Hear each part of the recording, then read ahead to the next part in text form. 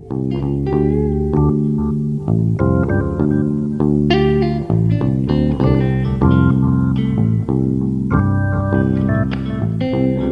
to Keep the Game Beautiful podcast. Each week, I highlight incredible people who are doing amazing things in soccer, the beautiful game. I'm Anna Turi, your host. Thank you for listening. Thank you to our sponsor, Duke TIG brand. Addie and Tiffany create incredible products for coaches and players. One of my favorite products is the My Trainer. This is a journal for soccer players to reflect and set goals. You can get a 10% discount using the code KTGB. As a part of the launch of my first podcast, they are giving away a My Trainer. Just follow KTG Beautiful on Twitter or leave me a review on your favorite podcast platform and tag me in a post to let me know. I will draw a winner on October 1st. Registration is open for the United Soccer Coaches Convention in Baltimore. I'm excited to announce that Keep the Game Beautiful will be featured on Podcast Row. Thank you for inviting me to be a part of the convention this year. I hope to meet many of you there. This week, I'm joined by Christina Unkel. Christina is a referee, but not just any referee. One of only 3 females in the United States to wear the FIFA referee badge as a center official. Christina is based in Florida, but spent much of her past summer in California as the rules commentator on Fox Sports coverage of the FIFA Women's World Cup. She watched more soccer matches than anyone I know this year and did a great job explaining the new laws of the game and VAR scenarios. During the day, Christina works as an attorney. She is a mother and married to Ted Unkel, who is also a referee.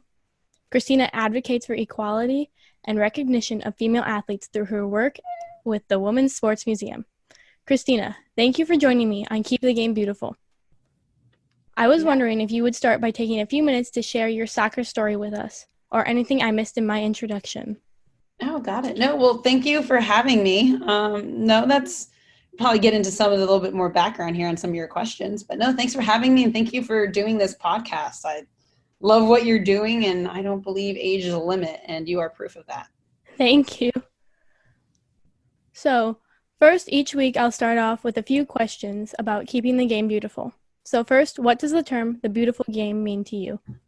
The beautiful game means to me in the sense that despite, cultures or barriers or socioeconomic issues, that everyone can just simplify and play the game. We can all put the ball on the field and all just have fun and enjoy it, and eliminate kind of the problems of the world to be able to share the same passion that we have for the game itself. So that's what it means to me. It kind of eliminates any stereotypes and interests in being able to play this match, whether it's a financial one or just access to anything. Our game is beautiful because it really doesn't cost much in the beginning, at least, to start playing soccer. Yeah, that's really cool. I haven't thought about that way before. Now, what are some things that you do to keep the game beautiful? What are some things you do to keep the game beautiful? Education. So a big belief in me or for me with this is to educate everybody and kind of learn from each other as to each role. So, right, we usually just talk about the coaches and the players, but there's actually 4 different elements that I see anyways with the beautiful game. It's coaches, players, fans and the viewers, as well as the referees. So the fact that everyone could be educated as to kind of how each of them stand and perceive the game and look at the game, I think can continue to keep the game beautiful. So, for example, at least from the referee side, and a bit of what I did this summer is to educate the fans and the viewers and even the commentators, right, as to the actual laws of the game and how they apply and the types of factors we use to apply it. Once they start to understand exactly the laws, and, sometimes they're a little bit esoteric, then they're able to truly get a better appreciation as to what the third team does on the field, as well as to start, having a better appreciation as to the game itself and able to understand it a little bit better. Now, what do you do to encourage others to keep the game beautiful? I think probably the biggest encouragement is just a reminder that although especially at the higher levels, there's a bigger stake when we talk about financial, right? You start playing the game because you love it, and then it gets very competitive. It starts costing quite a bit to play it, then you get to the semi-pro and the pro leagues, and there's lots of money being put into the game now, as opposed to even 10 years ago, right? It's now a multi-million dollar type of a game, as opposed to, especially here in the States. Let me clarify that, in the States. So one thing encouraging is still to remind everyone that it's still a game. Although the game has the ability to have huge cultural and social change, at the end of the day, was still not fully curing cancer. So the fact that some people take this and, let it consume their life, or use it more as a weapon, whether it's social media and attacking people, whether it's athletes attacking athletes, or people attacking referees, or it takes away from the beauty of the game. And I think that then loses the value of what we're trying to do. Yeah, I completely agree with that. So we just answered those 3 questions, but now I'm going to go on into your background a little bit more. So when did you start refereeing? Yeah, so I started refereeing, I think now it's 13 you have to be, but back in the day, it was 10 years old. So I started officiating when I was 10. So I have been officiating for 22 years. And yeah, I think I started kind of like everybody else did. Well, mine was a little bit different. I was yelling at the referee, and my coach was a referee. So he made me go take the class. He said, either you stop yelling because you're not yelling the proper things, right? I'm making stuff up, or I take the class and I learn the laws. So I took the class to learn the laws, and it gave me a much better appreciation of referees and what's going on. And then I started kind of taking a game or two for the under 6s and the under 10s, and really started loving and kind of learning to love it from that side and that perspective, not just as a player, but as a referee as well. Do you remember anything specific from your first game? My first game as a referee, I don't know if it was my first game as a ref, but it was an early one. Back now, the training's gotten a little bit better. When you get registered as a referee, you take the online modules, but you are also required, I think you're required, or at least it's offered, on-field training. So they'll show you how to blow a whistle and how to give a card and how to signal a flag. Well, back in the day, you took a class over the weekend, and then they said, go be free. So I had no idea, and starting out, usually start on the line, right? So I had no idea how to use the flag. I actually never really looked at the assistant referee when I played. So it was a goal kick, and I didn't really know how to signal for goal kick. So the referee was looking at me for help, and I just yelled back like goal kick. Like I didn't know what to do with the flag. So that was one of my first memories of like, they were just laughing at me, and they're like, okay, here's how you signal goal kick. So back in the day, your on-field, it literally was on-field training, like game day experience. They taught you how to just use the basics of signaling for a corner or a goal kick or even offside. Yeah. Now, did refereeing help you as a player too? I definitely believe refereeing helped me as a player, probably for the good things and bad things. One, I kind of knew the types of fouls that would be called, or more than likely would be called, or how I could make it appear like it should be called in my favor.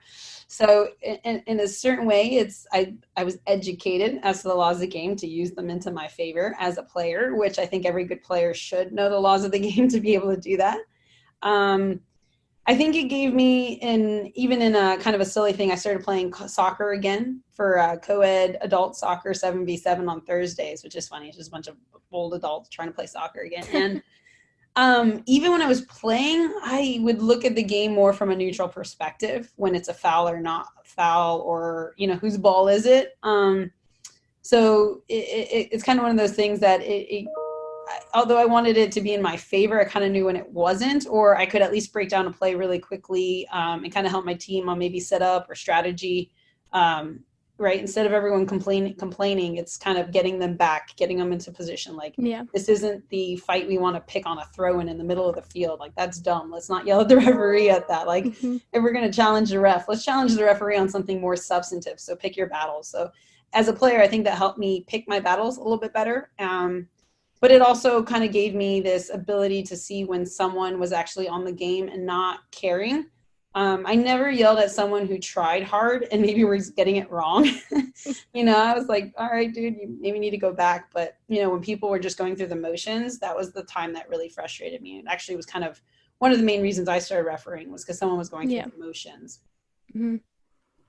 Now, this week there was some comments made about the North Carolina versus Houston NWSL match.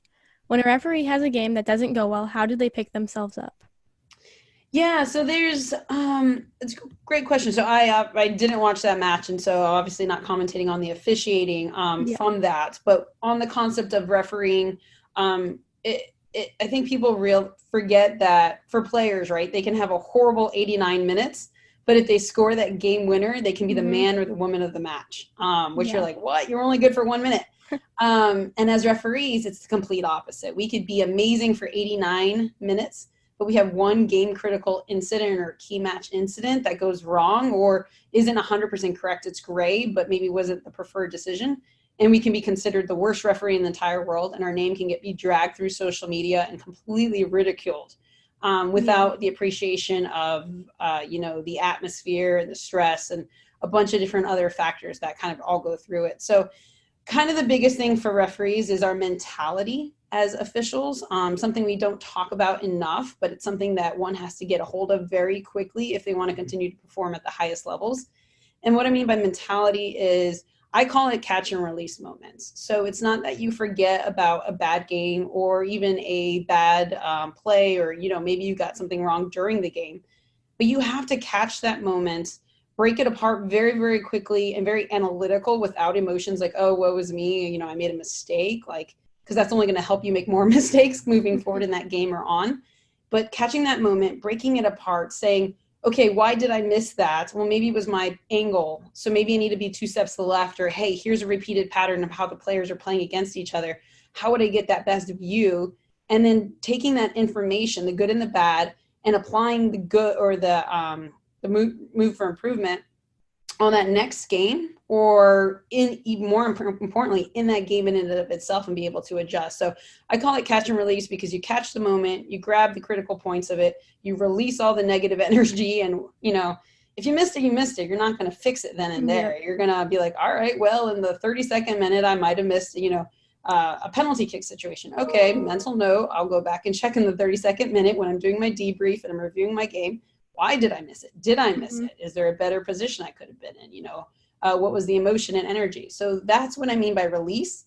You just have to remember that you're going to have to look at that later, and you got to move on at that moment. And so moving on from games that we always say, you're only as good as your last game. Unfortunately, in this world, right, you can't always move on reputation. Maybe reputation will get you another game on the seat, but sometimes this world's a little bit critical and cruel that, they may not give you a game for a while again, and you got to start back up again.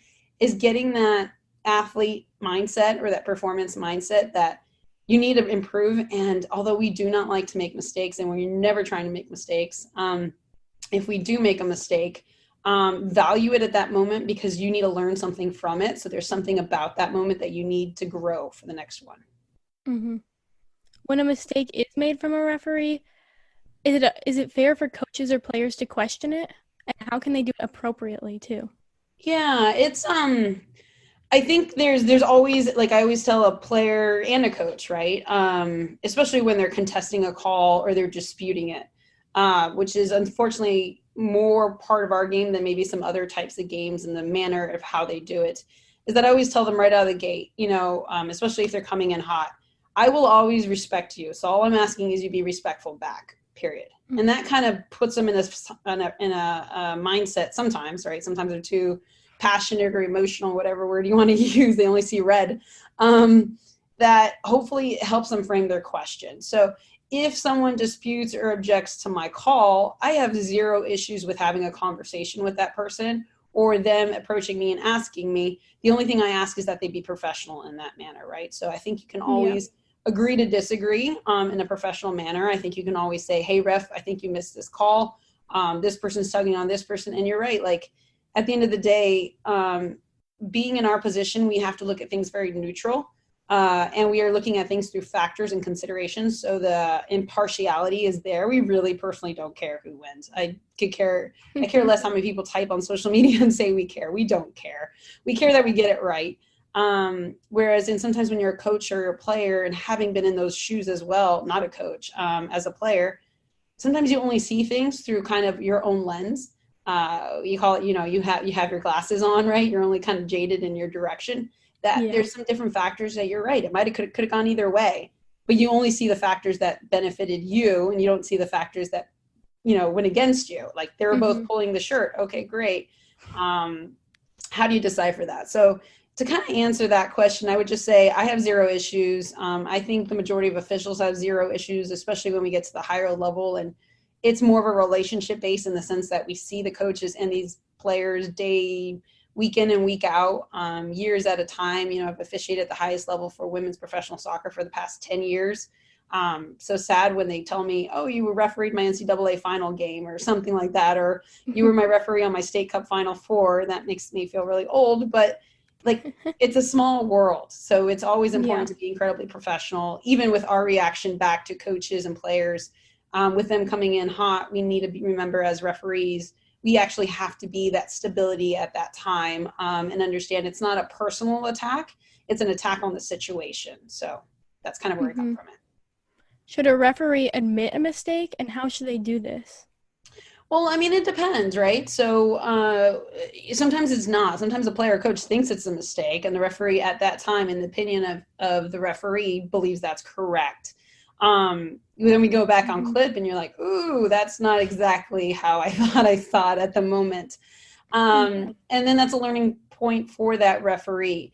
I do know, like, there's certain times that you can, right? If it's a wrong throw in or something like that, or something simple, something that's more black and white and factual. Right? If your team member can save you from it, or, I know that I was doing MLS Combine last year, and what was it? For some reason, oh, that's right. They adjusted the times for the MLS Combine, and I forgot about it, or something like that. I'm not really good. If we don't play 45 minutes, I'm very bad at determining how much time. So I think it was like 35 minutes or something. And I think I ended at 30. And everyone stared at me, and I'm like, oh, my bad. Like, I messed that up. Let's move forward. Sorry, we'll start at restart and the whole thing. And it was kind of interesting because at the end of the game, I was up in, because there was a game right after. And some of the coaches for these MLS teams and scouts came by and said, we appreciate that you admitted a mistake. And I'm like, yeah, I cut it by 5 minutes because you guys are playing adjusted time. It's not a big deal. Like, we're humans too. And that's their point. They were like, we like the fact that you were human about that. And that you didn't, come off very egotistical when it's very black and white. Like, sometimes it's mi culpa. It's my fault. Like, it is what it is. I'm sorry. I'll always keep trying to be better. So that's kind of where, and then sometimes you're not wrong. Sometimes they just think you're wrong. Sometimes the whole stadium thinks you're wrong. And you're like, oh, when I take this clip apart, me and the rest of the referee community know we're right. Yeah. The players and the coaches and the fans don't, but then that goes through back to education and educating them why we're officiating, how we're officiating, based on the direction and the guidance that we get for applying the laws of the game. What was your motivation, and when did you decide to officiate at a higher level? Good question. What was my motivation? I think my motivation was to definitely stay in the game. So I didn't know anything about upgrading or moving up to the next level until I was in college. So I was playing collegiate soccer at Palm Beach Atlantic University, which is a D2 school. And I was also still refereeing because it was the only job I could do while I was playing, that I could pick my own job and still make money on the side. And I think because, and then go figure, I was yelling at the ref, and he was the head state referee administrator for Florida. So that's how they kind of found me, and started upgrading me. But my motivation was, I knew that at the end of 4 years, I was not going to go on and play for the U.S. women's national team. I had 2 ACL tears and a microfracture. I knew that I wasn't going to be able to still continue to perform at the highest level playing wise. Definitely knew I didn't want to get into coaching. I just don't have enough patience to coach. So I said, okay, well, I still love this refereeing. They found me, and they started, showing me that there's room to move up and upgrade. Because back in the day, if you would ask me what my grade level was, I would tell them I was like in 9th grade in high school. Like, I didn't know what that meant, or 12th grade. Like, I was clueless. So my motivation was just being able to continue to stay at the game. And I had been identified and kind of identified by U.S. Soccer very early on, too, when I was 19, at the first Development Academy showcase. And then I got invited to the DA finals, the first one. And by being identified and seeing that there was a path to get to that professional international level, outside of playing, yeah, it was very motivating. It was very exciting, and didn't know I was good, or I was potential. Let me clarify, I had potential, not that I was good. And that investment belief and continuing to get these really hard men's amateur games in the middle of Miami, and people believing me and having faith and plugging me away, and me getting better as I moved up. That was really my motivation and my drive. So I didn't really know I wanted to get in the professional level. I just really enjoyed the demand, both mentally and physically, on trying to get better than my last game. That was very exciting, I guess. Kind of a type of a thing. It was a little bit addicting, to know that I could get better, and I was getting better, and I was getting these better assignments and these better games and these tougher games, and trying to figure out those puzzle pieces. So that's how I kind of kept moving up. What have you learned by officiating adaptive and inclusive soccer? What do you mean by adaptive and inclusive? So, such as cerebral palsy?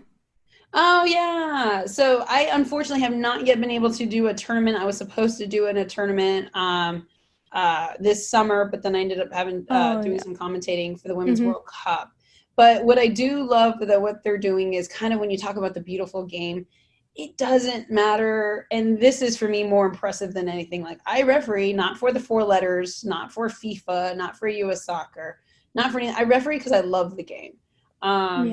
And part of loving this beautiful game is that everyone can enjoy it. And so Arthur Sky Banning out of Clemson University runs the Cerebral Palsy International Referees for this organization, and had approached me end of last year to see if I would be interested in refereeing it. And for me, the thing that was probably the most impressive was, like I said, I'm week in and week out, I'm with professional athletes, and there's so much respect, especially on the women's side, of what they have to put up with to be considered professional athletes, that I'm like, oh, there's so much more that can be had. But then to see people with CP who are still able to play the game and love it and enjoy it, and to know that there's no physical barrier to them, is incredibly impressive. It's the reason why, when I can, I help out with the Special Olympics. Like, those things just blow my mind away, that people, right, full-bodied people, and then you got people with some handicaps, are still able to love this game. So if I can give back in that arena, and which I'm going to be giving back in that arena starting next year, I'm excited to do so. I'm excited to kind of spread their message and the word. And a lot of these games are international games. So with international culture and then the flair, and there's a lot to be said about an international game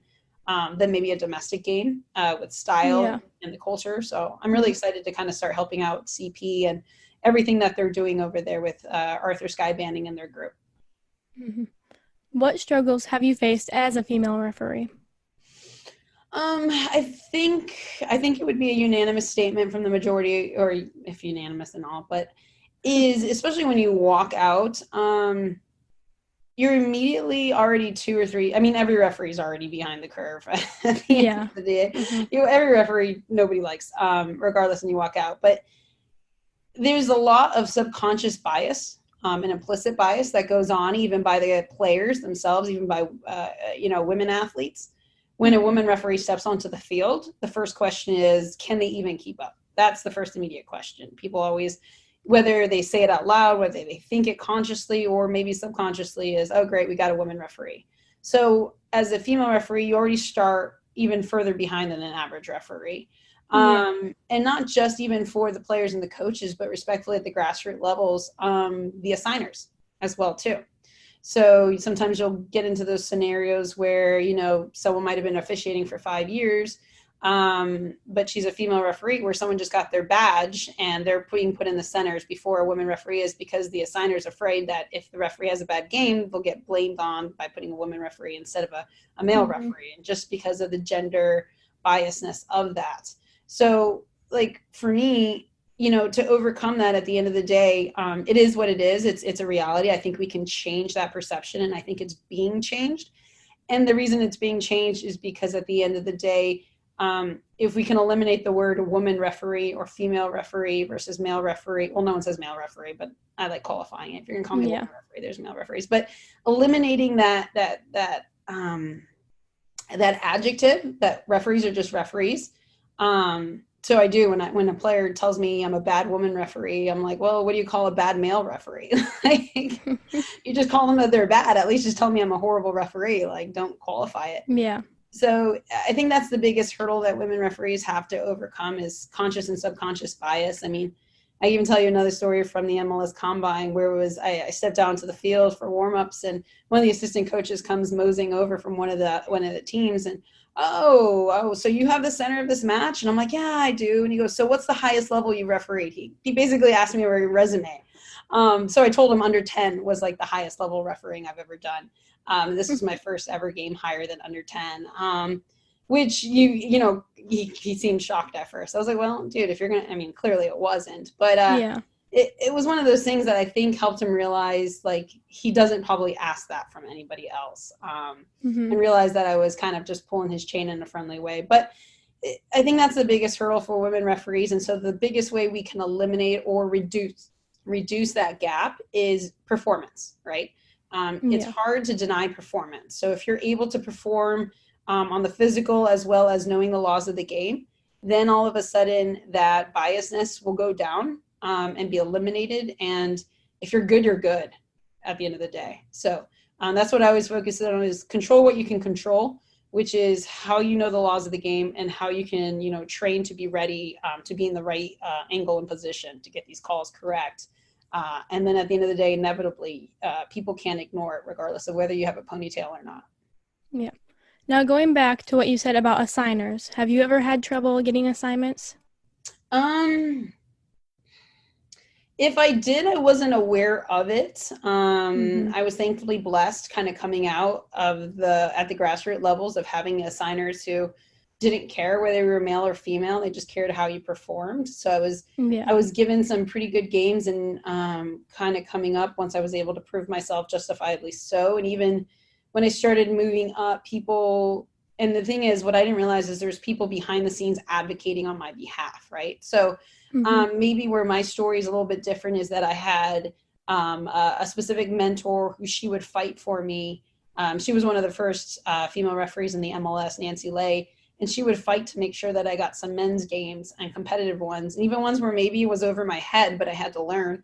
So I didn't realize that somebody behind the doors was not just mentoring me, but also sponsoring me and pulling me up and giving me those opportunities that maybe I would not have gotten but for her behind the scenes. So I was thankful and lucky in there. Kind of where I started experiencing a little bit more of that was kind of when you start coming up the professional level. And interesting enough, sometimes when you get your FIFA badge, they're like, oh, you've been developed, and you don't get some of those harder games anymore because they're like, you're at the highest level. And you're like, no, I still need those games. Just because I got the badge doesn't mean I'm amazing. It just means I have potential. Like, still give me those games that got me to my FIFA badge in the first place. So, but that's kind of a mix, and the soccer scene has really, really changed in the past 5 years. So hopefully what I experienced in the past will be changing here in the future, especially since there's just so much soccer at the end of the day, whether it's professional, whether it's domestic, whether it's youth, whether it's college. Like, the game's exploded, and the reality is we don't have enough referees.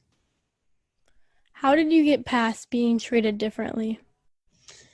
Mindset. I kind of talked a little bit about it already, is that having what we call an athlete mindset. I talked to even the average, I don't say average, just people who don't perceive themselves as an athlete.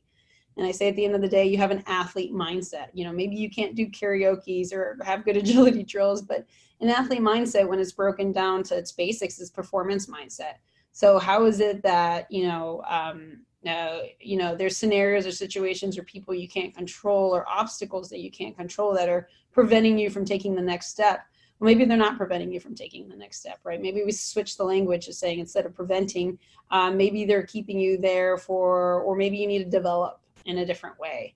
So a lot of it was kind of more of my mindset. And this past 3 years, coming back from my little one, it has been all fully mindset, right? How do I get back mentally? And so anytime scenarios have popped up, I've always had to go back to, all right, let's break it down back to its basics. What am I thinking? How am I thinking? Thought leads a lot with regard to how we act and how we manage situations. So avoiding a victim mentality mindset, which is woe is me and everyone's against me.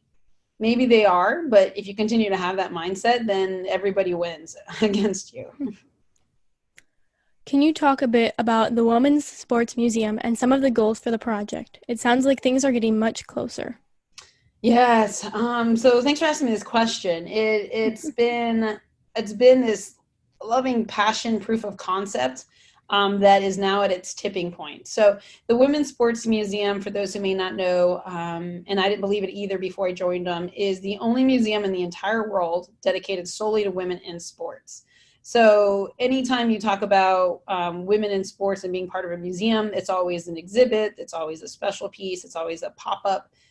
It's never the entire museum. And we say women in sports, we're not only talking about athletes and coaches, we're talking about referees, yay, broadcasters, journalists, people in the business sector of sports industry.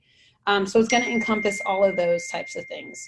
The Women's Sports Museum, or WSM, the organization has been together for about 3 years. And we are now moving from proof of concept, meaning this is a great idea and a vision, to actual deliverables. So we're on the tipping point.